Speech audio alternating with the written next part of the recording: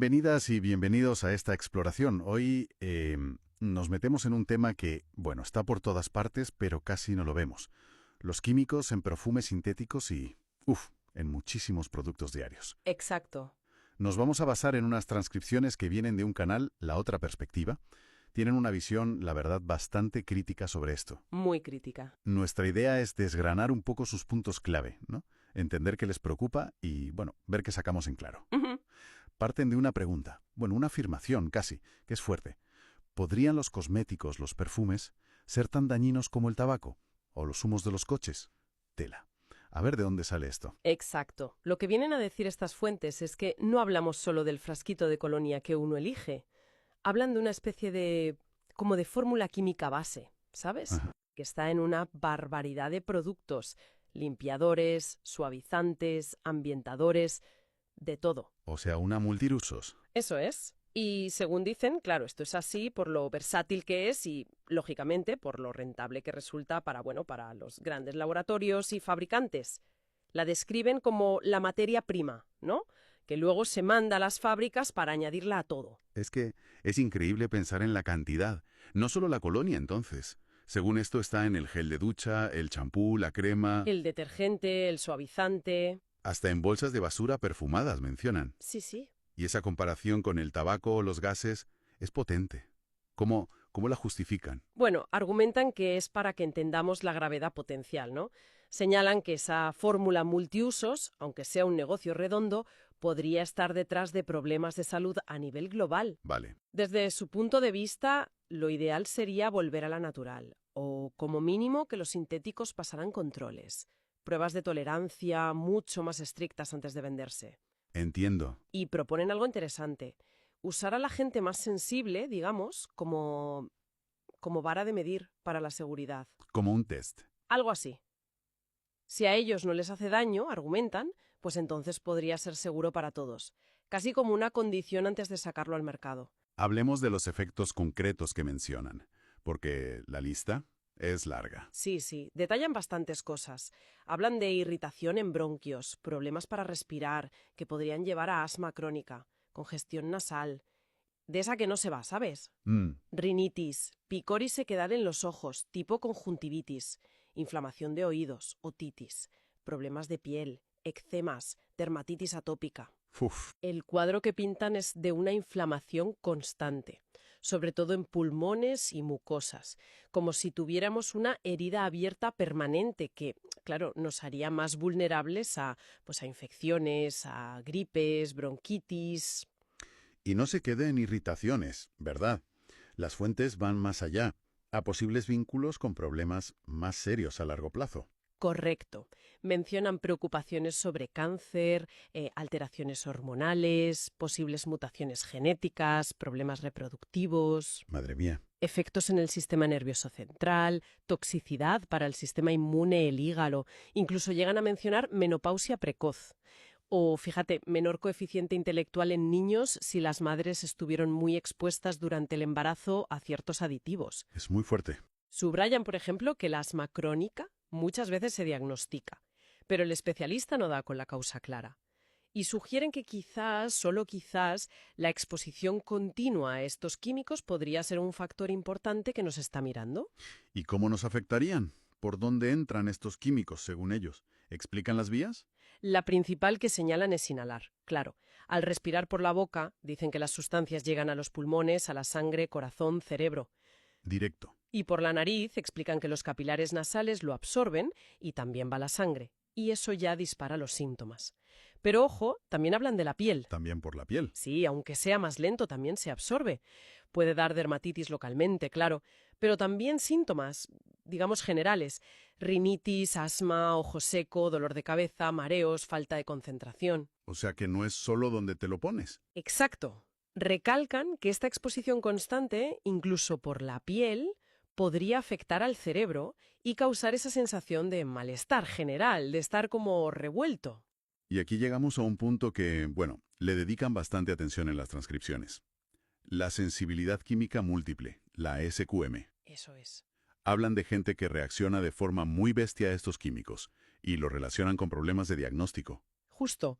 Argumentan que muchísimos casos de SQM se diagnostican mal, como si fueran alergias normales, a los ácaros, al polen, a las gramíneas, al pelo de animal. Lo típico. Critican eso, dicen que es fácil culpar a la naturaleza porque, y cito, es insolvente y no se le pueden pedir cuentas. Vaya. Señalan a un químico, quizás por falta de herramientas específicas para diagnosticarlo o por una cierta, reticencia a ir contra intereses industriales. Dicen que sin medios es difícil que se reconozca oficialmente una sensibilidad a perfumes sintéticos. Y cuestionan incluso los test de alergia de la piel, ¿no? Los pinchacitos estos. También sugieren que un test puede dar positivo, o sea, que la piel reaccione, pero que la persona en su día a día no tenga ningún síntoma con esa sustancia. Ah, curioso. Y esto, según ellos, puede llevar a tratamientos que no hacen falta, a más gasto sanitario y, en su opinión, a beneficiar a las farmacéuticas. Describen un escenario de falsa alergia diagnosticada que genera costes y consumo de fármacos sin necesidad real. Usan una metáfora muy visual para la gente con SQM, los canarios en la mina. Exacto. Los presentan así, como esos canarios. Los primeros que notan y sufren si el ambiente está cargado de químicos, como una señal de alarma para todos. Una alarma viviente. Y hacen mucho hincapié en que la SQM no es algo mental, que sí, que los síntomas físicos hablan de dolor de cabeza, mareos, fatiga, sentir que te vas a desmayar, pueden acabar causando ansiedad o depresión, lógico. Normal, si te encuentras mal siempre. Claro, pero insisten, la causa original es física, es una reacción real del cuerpo a los químicos. Y critican que a veces se interprete como que te lo inventas, ¿no? Somatización o fobia social. Sí, lo califican de costumbre muy común en la profesión médica. Argumentan que la reacción es fisiológica, que pasa cuando te expones a químicos en sitios públicos, sobre todo donde hay mucha gente con perfumes, cosméticos. Claro. Por eso insisten en que se reconozca oficialmente como enfermedad, para tratarla bien, con dignidad, y no, según dicen ellos, hacer creer a los afectados que están locos. Las fuentes también apuntan a la industria, a ciertas prácticas que consideran problemáticas. Por ejemplo, los nombres que usan. Efectivamente, critican que se llame igual a un compuesto sintético que a su versión natural. Aunque huelan parecido. Claro, argumentan que aunque huelan igual, químicamente no son lo mismo y afectan al cuerpo de forma distinta. Deberían tener nombres diferentes, dicen. Entiendo. Esta práctica, exponen, crea confusión e incluso puede darle mala fama a algo natural e inofensivo si su copia sintética resulta ser mala. Y otro tema es el secretismo, ¿no? Las fórmulas. Sí. Mencionan el secreto comercial, las patentes, como un escudo que permite a los perfumistas meter químicos en las fórmulas sin tener que decir exactamente cuáles son todos, ni justificar al detalle la seguridad de cada uno y de la mezcla. Y eso complica investigarlo, claro. Muchísimo, según estas fuentes. Dificulta la investigación independiente sobre si son tóxicos o no y permite a los fabricantes, dicen textualmente, hacer lo que les plazca. También hablan de los fijadores. Esas cosas que hacen que el olor dure y dure. Mencionan dos concretos, ftalato de etilo y benzoato de bencilo. Como ejemplos, explican que son los culpables de que el perfume aguante horas en la piel. O en la ropa lavada con suavizante. Exacto, que deje esa estela olorosa, incluso seca. O que los ambientadores de las tiendas huelan sin parar, crean lo que llaman un olor eterno. Y advierten que estos fijadores también pueden tener sus propios efectos chungos para la salud, que se suman al resto. Y ya que hablamos de ingredientes, está lo del 0% parabenos. Las fuentes dicen que ojo con eso. Correcto. Advierten que quitar los parabenos no hace que un producto sea seguro automáticamente. Señalan uno que se usa mucho como sustituto, el fenoxietanol, Ah, sí, suena. que está hasta en cosmética que se vende como natural. Explican que es un conservante, un bactericida, un éter de glicol, técnicamente. Y citan que algunas certificadoras ecológicas importantes nombran BDIH, Cosmebio, lo prohíben, pero otras, mencionan Ecocert, Cosmos, lo permiten. O sea que ni en lo eco hay consenso. Parece que no siempre. Sugieren que muchos productos para pieles sensibles o atópicas, aunque no lleven parabenos, sí llevan perfumes sintéticos y otras cosas potencialmente problemáticas. Y añaden que la lista de ingredientes suele ser difícil de leer, letra pequeña, Y muchas veces el perfume viene como parfum o fragancia y ya está, sin detallar qué lleva. Lo califican de engaño en algunos casos. El impacto, según describen, no es solo un tema de salud individual. Hablan del lado social, las dificultades de la gente con SQM. Sí, destacan lo difícil que es para alguien con SQM hablar del tema sin que le miren raro, como si fuera un bicho raro o un especialito. Ya, Hacen un paralelismo con el tabaco. Hoy es normal pedir que no fumen a tu lado, ¿verdad? Pero pedirle a alguien que nos eche tanto perfume o que no ponga un ambientador tan fuerte, todavía se ve como raro o de mala educación. y por eso proponen medidas para sitios cerrados, ¿no? Plantean regular o directamente prohibir perfumes y ambientadores en espacios públicos cerrados. Transporte, oficinas, tiendas, clínicas, súper. Para mejorar el aire. Claro, para mejorar la calidad del aire dentro. Pensando sobre todo en asmáticos y gente con sensibilidad química. Hablan de contaminación por olores. Critican los ambientadores automáticos, estos que van soltando fumigaciones, dicen, crean un ambiente hostil. Piden que se piense en los clientes y trabajadores sensibles, igual que se empieza a hacer con las intolerancias alimentarias. Introducen también un concepto que me parece clave, la sobredosificación química. Sí, es central en su argumento. Explican que las dosis que se consideran seguras de un químico en un solo producto no tienen en cuenta que estamos expuestos a ese mismo químico por muchas vías. La suma total. El compañero, todas esas dosis pequeñas se van sumando a lo largo del día y de distintas fuentes, y eso potencia el posible daño. Critican que la regulación actual, según ellos, no mira bien esa suma de exposiciones, ni en comida ni en cosméticos. Incluso, sugieren que puede haber adicción al perfume. ¿Cómo es eso?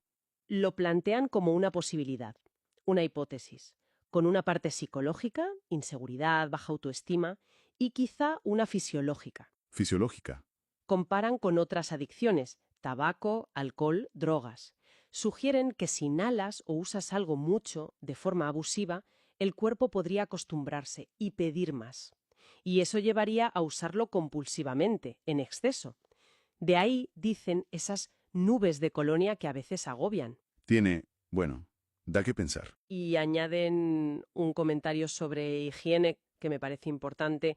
Recuerdan que ningún perfume tapa la falta de ducha. Buen punto. Entonces, ante todo este panorama tan crítico que dibujan, ¿qué soluciones o caminos proponen? Pues proponen varias cosas. Por un lado, volver a perfumes naturales, o si se usan sintéticos, exigir pruebas serias antes, usando agente sensible como referencia. Cambiar las fórmulas base. También, cambiar esas fórmulas multiusos por otras más seguras. Piden prohibir ingredientes concretos que consideran dañinos, como el lilial, en suavizantes. Sugieren regular o quitar las fragancias de productos donde no pintan nada.